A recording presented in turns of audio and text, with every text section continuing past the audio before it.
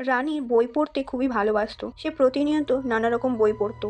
এক রাতে সে শহরের পুরনো লাইব্রেরিতে গেল, যা গত 20 বছর ধরে বন্ধ পড়ে আছে। ভেতরে ধুলো জমা টেবিল, ভাঙা সেলফ আর বাতাসে পুরনো কাগজের গন্ধ। এছাড়াও ভেতরে একটি অদ্ভুত ব্যাপার ছিল। মনে হচ্ছিল কেউ যেন রানীকে দেখছে।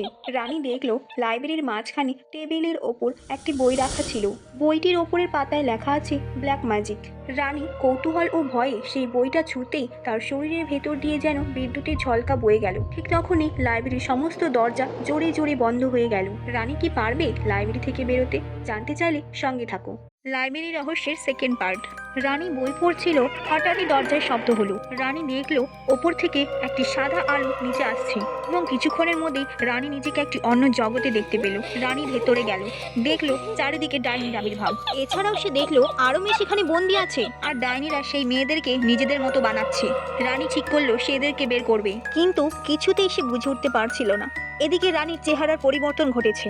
অবশেষে একদিন সেই সময়টা এলো এবং রানী একটি মেয়েকে নিয়ে ডাইনির সম্পূর্ণ জায়গা আগুন লাগিয়ে দিল, আর সেই আগুনে পুড়ে গেল সমস্ত ডাইনি। কিন্তু আশ্চর্য, এই আগুনে রানীদের কোনো ক্ষতিই হলো না, বরং সেই আগুন রানীদেরকে আবার সেই লাইব্রেরিতে ফিরিয়ে এনে দিল।